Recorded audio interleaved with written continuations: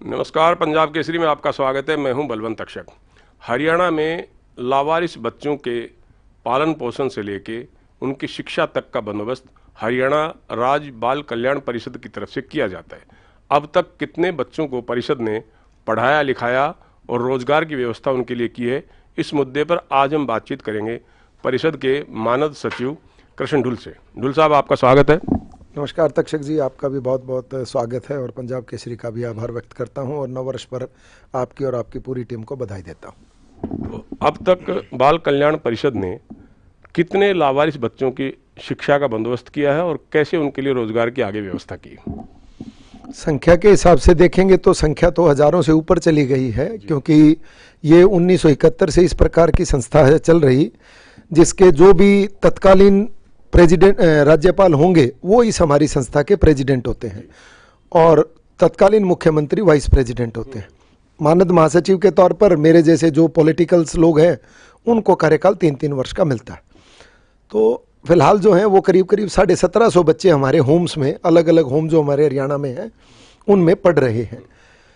और पहले कुछ व्यवस्थाएं ऐसी होती थी कि जब मैंने आने के बाद ये देखा कि 12वीं के बाद बच्चा कहाँ जाए, क्योंकि वो शिशु नहीं रहा और हम लोग उसको +2 तक पढ़ाते हैं और उसके बाद वो बच्चा हमारे होम से बाहर चला जाता था। तो अक्सर वो बच्चा फिर कहीं वर्किंग हॉस्टल में रहता है या कहाँ रहता है, इस प्रकार की भी समस्याएं थी। ये चीज़ जब मेरे संज्ञान में आई तो हमने उन बच्चों के लिए स्किल इंडिया जो एक हमारा प्रोजेक्ट है उसके तहत उनको जोड़ा और उनके हाथ का हुनर देने के लिए उनको किसी न किसी एक टेक्निकल चीज़ के साथ जोड़ करके और अलग अलग जिसमें वो एक्सपर्ट है, तो मारुति के साथ हमने उनका अनुबंध किया कि हमारे जो ऑर्फन हाउस के बच्चे हैं उन सबको जो क्वालिफाइड होकर के आते, मारुति उनको जो है रोजगार देगी। इस प्रकार की हमने योजनाएं चलाई। जो बच्चियां मिलती हैं लावारिस, उनके लिए कटिंग टेलरिंग का आप बंदोबस्त करते हैं, उनको सिलाई कढ़ाई का सिखलाते हैं उनको, तो ऐसी कितनी बच्चियां होंगी और आपके पास स्टेट में कितने सेंटर हैं ऐसे? ये सिर्फ ना सिर्फ तक्षक जी जो हमारे होम्स में बच्चे आते हैं उनको सिखाते हैं, अपितु हमने हर बाल भवन में, जिले की 22 जो हमारी इकाइयां हैं उन बाल भवनों में हमने हर बच्ची के लिए, और ऐसे बच्चियां और लेडीज़ भी हैं अब तो जो किसी कारणवश पढ़ नहीं पाई या अपना आज स्वावलंबी बनना चाहते हैं, तो हम छोटे छोटे शॉर्ट टर्म कोर्सेज कराते हैं, 3 महीने के, 6 महीने के, 1 साल के। उसी परंपरा में कटिंग एंड टेलरिंग का भी हमारा एक कोर्स है और उस कोर्स के माध्यम से हम हर बच्ची को हाथ का हुनर प्रोवाइड करते हैं। और उसके बाद अलग अलग जो कंपनियां हैं, जैसे जिनी एंड जोनी है, रेमंड्स की है, गुरुग्राम साइड में 2-3 कंपनियां हैं जिनके साथ हमने अनुबंध किया है कि हमारी बच्चियां और लेडीज़ अगर वो स्वयं के रोजगार के अलावा अगर नौकरी भी करना चाहती हैं तो हम उन कंपनियों के साथ हमारा अनुबंध है, वो हमारे बच्चों को जो है नौकरियां भी देते हैं। पहले ढुल साहब जो कारगिल के शहीद थे उनके बच्चों को बाल कल्याण परिषद ने अडॉप्ट किया, उनकी शिक्षा का बंदोबस्त किया। अब सुना है कि कुछ नई व्यवस्थाएं हुई हैं जिसमें पुलवामा के जो शहीद थे उनके बच्चों को भी शिक्षा दे रहे हो, और क्या इसमें बदलाव कर रहे हो आप? ये था जैसे कारगिल की जब घटना हुई उसके बाद तत्कालीन मुख्यमंत्री जी ने निर्णय लिया कि उनके बच्चों की 12वीं तक की शिक्षा जो है वो हरियाणा राज्य बाल कल्याण परिषद करेगा। और 12वीं के बाद वो बच्चे जो है बड़े हो जाते हैं, शिशु नहीं रहते, तो वो योजना ऑलमोस्ट बंद हो गई थी जब मैंने ज्वाइन किया, क्योंकि 1999 में कारगिल हुआ था। तो जब पुलवामा की ये घटना हुई तब उस वक्त में जब मुझे लगा कि इसमें हम बदलाव कर सकते हैं, तब मैंने माननीय मुख्यमंत्री जी से और राज्यपाल जी से चर्चा की और उसके उपरांत हमने तत्काल 2.5 लाख रुपए की वित्तीय सहायता, जो हमारा फौजी शहीद हुआ है, सैनिक हमारा शहीद हुआ है, और 12वीं तक के बच्चों की, और इसमें बदलाव किया। बदलाव क्या किया कि अभी तक सिर्फ युद्ध में जो हताहत होते हैं हमारे सैनिक, शहादत को जाते हैं, न सिर्फ उनके लिए इस प्रकार की योजनाएं चलते हैं। मैंने इसमें थोड़ा सा एडिशन करते हुए मेडिकल और पैरामेडिकल के माध्यम से जो हमारे BSF, CISF, ITBP, IRB, IRTB, जो ITBP, इस प्रकार की BSF जितनी भी हमारी फोर्सेस हैं, उनका अगर कोई भी जवान कहीं भी, सिर्फ सेना में नहीं, सिर्फ सीमा पे नहीं, कई बार आते हुए एक्सीडेंट हो गया, किसी को हार्ट अटैक आ गया, ड्यूटी तो वो भी कर ही रहे हैं। तो इस प्रकार की सारी चीज़ों को समावेश करके हमने ये कहा कि हरियाणा में अगर किसी भी सैनिक को शहादत होती है और वो ऑन ड्यूटी अगर एक्सपायर हो जाता है तो भी हम उसको शहीद का मानते हुए उसके बच्चों के लिए +2 तक की शिक्षा जो है वो हरियाणा राज्य बाल कल्याण परिषद मुहैया करवाएगा। जो लावारिस बच्चियां हैं, बच्चे हैं, उनको गोद देने की भी परंपरा है जी। ऐसा कोई आपके पास उदाहरण हो कि जो लावारिस बच्ची मिली और उसने बड़ी तरक्की की हो, ऐसा कोई उदाहरण आपके सामने हो? जी, अडॉप्शन एक हरियाणा राज्य बाल कल्याण परिषद अडॉप्शन एजेंसी भी है। जो बच्चे आते हैं उनको देश और विदेश में गोद दिया जाता है और मेरे आने के बाद भी करीब करीब 150 से 200 बच्चे हम लोग जो हैं देश और विदेश में दे चुके हैं। और मुझे याद आता है कि एक बार मेरे पास मेरी पीए ने बताया कि सर एक लड़की आपसे मिलना चाहती है, जर्मनी में है, वो जर्मनी से आकर के आपसे मिलना और धन्यवाद करना चाहती है। तो मैंने कहा अभी क्या हुआ? उन्होंने कहा कि सर वो बच्ची हमारी ना अडॉप्शन दी हुई बच्ची है। मुझे भी लगा तो मैंने तत्काल उसको हामी भरी, वो अपने परिवार के साथ, अपने माँ बाप और वो जो उसका मंगेतर, उसके साथ वो लड़की आई।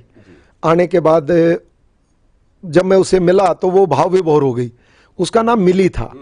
तो बड़ा इंटरेस्टिंग था कि मैंने पूछा कि इसका नाम मिली क्यों?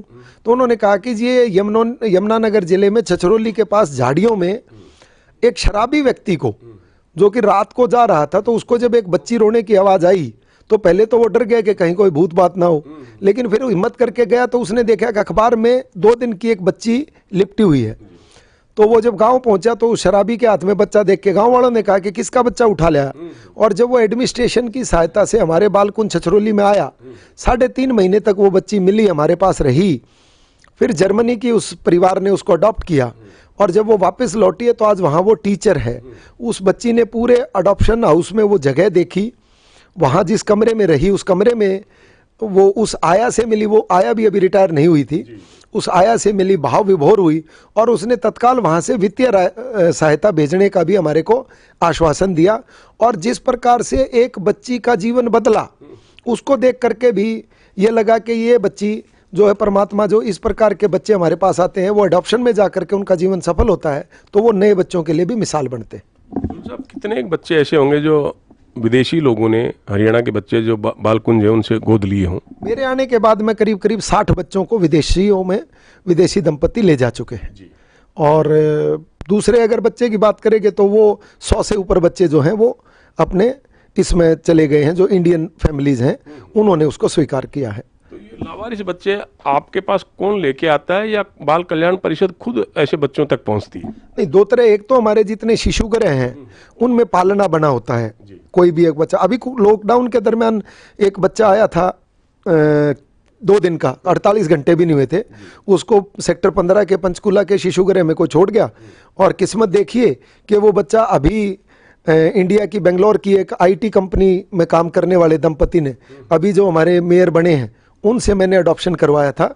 मतलब विदिन 6 मंथ के अंदर उस बच्चे की किस्मत बदल गई है। और उसके अलावा अगर पुलिस के पास कोई बच्चा लावारिस मिलता है जिसके माँ बाप का ना पता चले, हॉस्पिटल्स में कोई पालनों में छोड़ जाता है, तो वो सारे बच्चे फिर हमारे होम्स के अंदर आ जाते हैं। ऐसे बच्चों को विभिन्न प्रतियोगिताओं के जरिए आप आगे बढ़ाने की भी कोशिश करते हैं। बाल उत्सव का आप आयोजन कर रहे हैं, इसमें कितने बच्चे पार्टिसिपेट करते हैं? मेरे आने से पहले हरियाणा राज्य बाल कल्याण परिषद जो बाल दिवस का त्यौहार मनाती थी, वो 14 नवंबर बाल दिवस पूरी दुनिया मनाती है, इंटरनेशनल चिल्ड्रन डे भी होता है।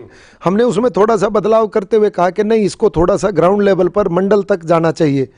तो तहसील लेवल तक हम लेकर के गए और धीरे धीरे इस 3 सालों में हमने बहुत अच्छा प्रयास किया। पिछले साल हमने किंगडम ऑफ ड्रीम में मनाया था, तो करीब करीब 3 लाख बच्चों ने उसमें भाग लिया था।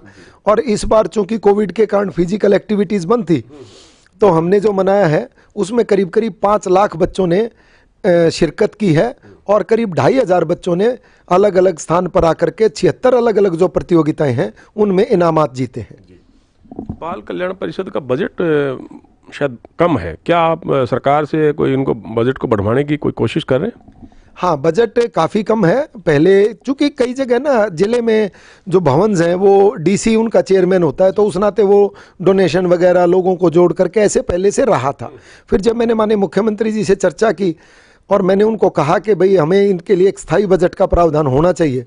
पहले से था 6 करोड़ का, जो बढ़ा करके अब माननीय मुख्यमंत्री जी ने 25 करोड़ जो है वो कर दिया है। और करीब करीब मेरे कार्यकाल में डोनेशन अन्य संस्थाओं ने मिला करके करीब 22 करोड़ के आसपास का धन जो है वो हमने डोनेशन में लिया। एमडीएच वाले अपने महाशय जी जो अब तो नहीं रहे, उन्होंने मुझे ये आश्वासन दिया था और वो 1 करोड़ रुपए के आसपास हमारी संस्था को दे चुके हैं और उन्होंने कहा था कि मैं हर साल 21 लाख रुपए आपकी संस्था को दिया करूंगा। तो इस प्रकार बहुत दानी सज्जन है, संस्था चल भी रही है, पर बजट का होना था वो बजट जो है वो अच्छा मिल गया है, अब समस्या नहीं है ज़्यादा। आपने मुख्यमंत्री से कितना बजट बढ़ाने की बात की थी? हमने 25 करोड़ का बजट कहा था, वो 25 करोड़ का ही स्वीकृत कर दिया था, क्योंकि जब मैंने सारा एस्टीमेट देखा, कई कई महीनों से तनख्वाहें नहीं थी, एम्प्लॉयज़ परेशान थे, तो प्रस्तावित बजट 25 करोड़ का ही गया था और मुख्यमंत्री जी ने पिछले साल ही 25 करोड़ रुपए स्वीकृत कर दिए थे, पर कोविड के कारण हमें मिले नहीं क्योंकि बजट सारा ही कट हो गया था। इस बार उन्होंने कहा कि आपको बजट जो है वो दे दिया जाएगा। शुक्रिया ढुल्ल साहब पंजाब केसरी से बातचीत के लिए। धन्यवाद। और तक्षक जी और उनकी पूरी टीम को, और पंजाब केसरी जो लगातार सच से जुड़ी हुई खबरें लोगों तक पहुंचाता है, आपकी विश्वसनीयता इसी तरह बनी रहे। और मैं आप सबका बहुत बहुत आभार करता हूं, पूरी टीम का आभार करता हूं। शुक्रिया। तो ये थे हरियाणा राज्य बाल कल्याण परिषद के मानद महासचिव कृष्ण ढुल्ल, जिनका ये मानना है कि मुख्यमंत्री मनोहर लाल जी से आग्रह के बाद परिषद का बजट बढ़ाकर 25 करोड़ रुपए कर दिया गया सालाना, और कोविड की वजह से जो रुकावटें आ रही थी, अब इस बार उनको ये पैसा मिल जाएगा। पंजाब केसरी के लिए कैमरामैन अमनदीप सिंह के साथ बलवंत तक्षक, चंडीगढ़।